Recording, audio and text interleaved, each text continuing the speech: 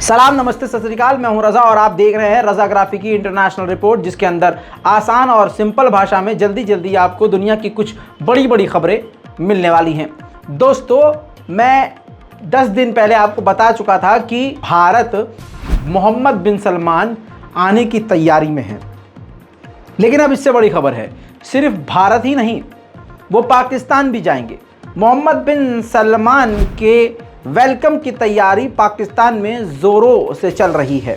जानकारी के मुताबिक 14 नवंबर को भारत मोहम्मद बिन सलमान आ सकते हैं और लगभग 21, 22 और 23 तारीख को वो पाकिस्तान में कदम रख सकते हैं।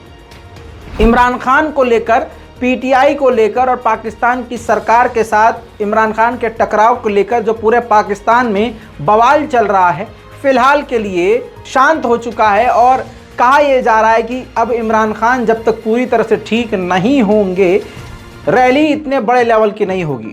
और पाकिस्तान की सरकार का ये कहना है, शहबाज शरीफ की सरकार का, कि हमें पूरा यकीन है कि जिस दिन मोहम्मद बिन सलमान यहाँ पाकिस्तान आएंगे, हम पूरी तरह से हालात को काबू में रखेंगे। अब देखिए, मोहम्मद बिन सलमान जब पाकिस्तान आएंगे तो पाकिस्तान को, यानी पाकिस्तान की जो नई सरकार है, इसको उम्मीद है कि भारी भरकम मदद मोहम्मद बिन सलमान पाकिस्तान की कर सकते हैं। इसके अलावा पाकिस्तान के साथ मोहम्मद बिन सलमान काफ़ी बड़ी डील्स भी कर सकते हैं, जिससे पाकिस्तान को भारी भरकम फ़ायदा हो सकता है। अब देखना यह है कि मोहम्मद बिन सलमान पाकिस्तान के साथ बड़ी डील करते हैं या भारत के साथ। आपको क्या लगता है, नीचे कमेंट कीजिएगा। देखेंगे फिर बाद में किसकी बात सही निकलती है। अब थोड़ा सा नीचे की तरफ चलते हैं, श्रीलंका की तरफ। ये वो श्रीलंका है जिसकी भारत ने हमेशा मदद करी है। भूखों को खाना खिलाया है, नंगों को कपड़ा पहनाया है, गरीबों को पैसा दिया है, अनाज बांटा है, सब कुछ किया है भारत ने, और अभी भी मदद करता रहता है। इसके बावजूद श्रीलंका भारत के साथ क्या कर रहा है? चीन के युद्धपोत में तेल भरता है। चीन को हब्बन टोटा लीज पर दे दिया है। चीन के साथ बड़े डील कर रहा है और चीन को पूरी छूट दी हुई है, भाई आप आइए, कभी भी रहिए, कभी भी जाइए। अपने पोर्ट पर चाइना के जासूसी विमान को आने देता है, रुकने देता है। तो ये रहा है श्रीलंका का पूरा कैरेक्टर। अब इन सब के बीच में श्रीलंका ने भारत के 15 मछुआरों को गिरफ्तार कर लिया है, ये कहते हुए कि इलीगल तरीके से फिशिंग कर रहे थे, मछलियां पकड़ रहे थे हमारे समुद्री इलाके में। ये किसी आम नागरिक ने नहीं पकड़ा है, श्रीलंका की नेवी ने गिरफ्तार किया है। तो यह भारत के लिए एक बड़ा झटका और भारत के लिए बड़ा धोखा है। थोड़ा तो नरमी दिखाता, हमारे टुकड़ों पे पल रहे हो, हमारे पैसों पर फुदकते हो और भारत तुम्हारी हमेशा मदद करता है और तुम नंगई पे उतारू हो। और 2 रुपये में सस्ते ट्वीट करने वाले और गू के नशे में टुन रहने वाले अंधभक्त कभी भी इनके खिलाफ बोल नहीं सकते, क्योंकि कल तक ये श्रीलंका के लिए तालियां बजा रहे थे, क्योंकि श्रीलंका ने बहुसंख्यक समाज को पूरी हाथ में ताकत दे दी थी। अब वो बहुसंख्यक समाज जो भगवा हुआ रंग पहन के वहाँ के जो बाबा हुआ करते हैं, उन्होंने बहुत हुड़दंगई मचाई थी। आज उस सरकार का हाल देख लीजिए, दी एंड हो गया है। वही दोस्तों, पूर्व प्रधानमंत्री घायल अवस्था में पब्लिक के सामने आए। और इससे पहले आपको एक बड़ी बात बता दूं, पूर्व प्रधानमंत्री जो पाकिस्तान के इमरान खान हैं, उनकी स्पीच का इतना खौफ है, अभी जो सरकार जिसकी है शहबाज शरीफ को, उसको इतना खौफ है कि उस सरकार ने ex prime minister Imran Khan की स्पीच को बैन किया हुआ है। कोई भी टीवी चैनल उनके स्पीच को नहीं चला सकती, वरना चैनल पर कार्रवाई कर दी जाएगी। अब जरा सोच के देखिए, कद्दू का आजाद है पाकिस्तान, काहे बात की जमहूरियत है कि झटौल्ला है, समझ में नहीं आ रहा है। कमाल की बात यह है कि इस पाकिस्तान की सरकार में ये जो नई सरकार आई है, इतनी कमजरफी पे उतारू है कि इमरान खान का टेटवा भी दबा दिया गया है। यानी इमरान खान की किसी भी स्पीच को कोई भी चैनल नहीं चला सकता। अब इमरान खान को सिर्फ YouTube का सहारा है, जिस YouTube को भी कई जगह बार पाकिस्तान में ब्लॉक किया जा रहा है और इंटरनेट भी कई जगह बंद किया जा रहा है। वहीं इस सब के बावजूद इमरान खान सामने आए, उन्होंने पाकिस्तान आर्मी के एक सीनियर अफसर पर इल्जाम लगाया था कि इनका भी मुझे मरवाने में हाथ है, तो इस पर पूरी पाकिस्तान की आर्मी ही खिलाफ हो गई इमरान खान के कि अच्छा आप पाक आर्मी को कह रहे हो, जबकि इमरान खान ये कह रहे हैं कि एक व्यक्ति के गलत होने से पूरी आर्मी गलत नहीं हो सकती। घायल अवस्था में भी पाकिस्तान के एक्स प्राइम मिनिस्टर होश और हवास में जेन्युइन और सही बात कर रहे हैं, लेकिन पाकिस्तान की ये आतंकवादी सरकार जो अब दहशतगर्द सरकार जो आई है, ये एकदम नंगाई पे उतारू है। जरा पाकिस्तान के पूर्व प्रधानमंत्री की इस बात को सुनिए। DGISPR ने स्टेटमेंट दी। स्टेटमेंट क्या देते हैं वो कि क्योंकि इमरान खान ने एक फौज के एक फर्द के ऊपर, एक ऑफिसर के ऊपर इल्जाम लगाया, सारी फौज बदनाम हो रही है। यानी ये मुझे जरा हैरत है कि क्या इसके ऊपर डीजी साहब आपने कोई तवज्जो दी? आप क्या कह रहे हैं? इसका मतलब ये कि मैं अगर एक जज के ऊपर कहूं कि ये जज 2 नंबर है, इसका मतलब सारी जुडिशरी 2 नंबर है। अगर वो कोई कहे कि पीटीआई के अंदर एक कोई करप्ट आदमी है, तो मैं कहूं तुमने सारी पीटीआई को करप्ट कह दिया। ये कोई, इसमें कोई लॉजिक है? आपके कोर्ट मार्शल क्यों होता है? क्योंकि कोई गलती करता है ऑफिसर तो कोर्ट मार्शल है। तो मैं जब ये कह रहा हूं कि मुझे यकीन है कि इन तीनों लोगों ने इस पर पूरी साजिश के तहत ये किया, तो ये मेरा राइट है। और मैं कोई एक आम शहरी से इसलिए फर्क हूं क्योंकि मैं एक सबसे बड़ी पॉलिटिकल पार्टी का सरबराह हूं, मैं एक्स प्राइम मिनिस्टर हूं। और मैं अगर ये FIR के अंदर ये इसका नाम नहीं लिखवा सकता, मैं आप सवाल पूछता हूं कि बाकी कौम का क्या गुजर करती होगी, आम आदमी इस मुल्क में क्या करता होगा। मुझे ये बताएं कि ये तो मैं जो सारी मेरी जो 26 साल पहले तहरीक इंसाफ फॉर्म की थी, वो फिर साबित हो गया कि यहाँ तो सिर्फ ताकतवर जो है वो कानून से ऊपर और वो सारा कुछ है, आम आदमी को इंसाफ नहीं मिलता यहाँ। अब दोस्तों सुन लिया आपने, उधर पाकिस्तान के प्रधानमंत्री ऐसा लग रहा है दिमाग में कुत्ते का गू घुस गया है, ऐसी बात कर रहा है कि कोई देश का पागल आदमी भी ना करे। भाई FIR नहीं हुई है तो ये बात कह रहे हैं कि भाई हमें क्या पता, ये तो DGP को पूछे, फलाने से पूछे, वो तो उनके आदमी हैं। अरे सरकार तो तुम्हारी है, पावर में तुम हो। खैर ऐसी बात कह रहा है ये अगला आदमी कि आप खुद कहेंगे कि यार ये कहां का प्रधानमंत्री है। देखिए, अगर कोई ये वाकया हुआ तो पंजाब हुकूमत को पूछें, FIR क्यों नहीं कट रही, तो पंजाब हुकूमत इनकी अपनी है, मेरी तो नहीं है। IG इनका है, होम सेक्रेटरी इनके हैं, वो बताएं, कौम को बताएं अभी तक पोस्टमार्टम क्यों नहीं हुआ। वो 4 गोलियां हैं, 16 गोलियां हैं, 8 गोलियां कितनी हैं, वो कौम को बताएं।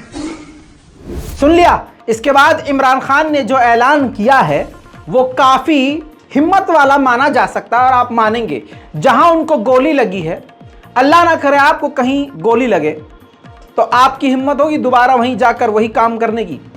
इमरान खान ने कहा है, ऐलान कर दिया है कि ट्यूसडे से वहीं से मार्च शुरू होगा जहां मुझे गोली लगी थी।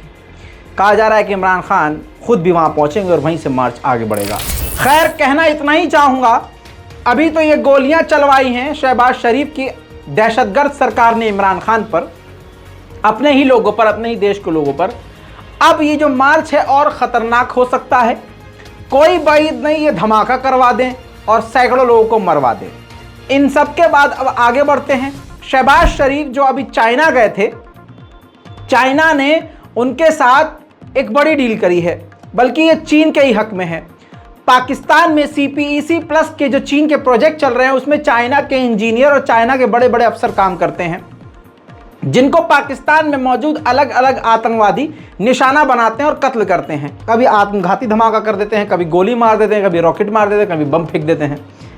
इन सबके बीच में पाकिस्तान की सरकार, इस शहबाज शरीफ की सरकार से चीन ने कह दिया है कि हमारे जो एम्प्लॉई आपके यहाँ काम कर रहे हैं, चाइना के जो आधिकारिक लोग काम कर रहे हैं, उनको हम बुलेट प्रूफ गाड़ियाँ देंगे। चाइना के लोग पाकिस्तान में पाकिस्तान के लोगों से भी ज़्यादा अब सेफ होंगे।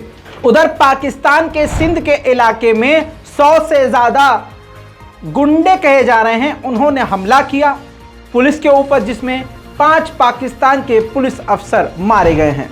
वहीं एक बुरी खबर तंजानिया, आपकी स्क्रीन पर इस तस्वीर को देखिए। जहाज तंजानिया का है, प्राइवेट जेट है, प्राइवेट जहाज है जिसमें लगभग 50 लोग सवार थे। ये पानी में क्रैश हो गया। बचाव कार्य अभी जारी है। कहा यह जा रहा है कि ज्यादा लोगों को बचाया नहीं जा सका, 15 से 20 लोग अभी भी लापता हैं। दोस्तों इसी के साथ एलन मस्क का मामला बड़ा तगड़ा चल रहा है।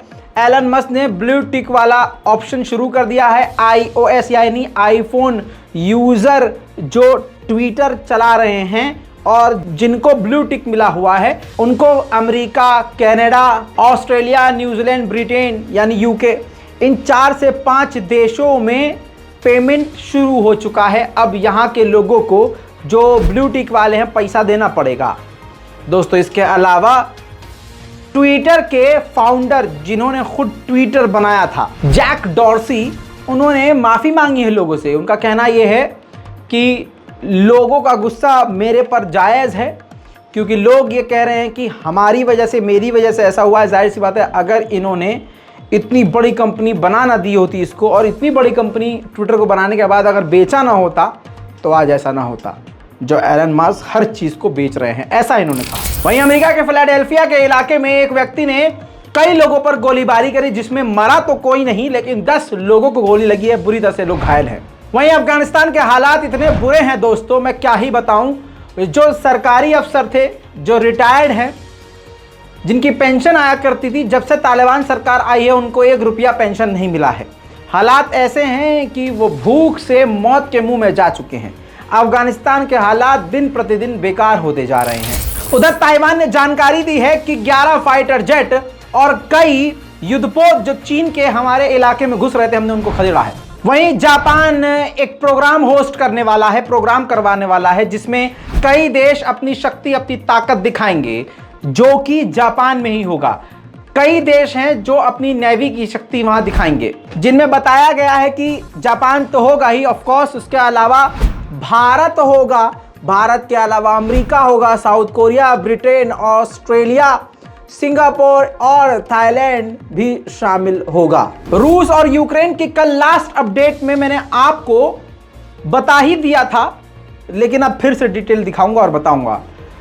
अमेरिका और साउथ कोरिया ने नॉर्थ कोरिया के खिलाफ आज तीसरे दिन भी अपने सबसे खतरनाक परमाणु बॉम्बर समेत दुनिया भर के सबसे घातक जो फाइटर जेट थे, एक साथ दोनों ने मिलकर, साउथ कोरिया ने और अमेरिका ने मिलकर उड़ाए हैं। अब देखिए, आज लिख के ले लीजिए, नॉर्थ कोरिया कुछ बड़ा कुछ दिन में फिर से करेगा, फिर इनकी हवा खराब होगी। देखिए अमेरिका और साउथ कोरिया एक साथ।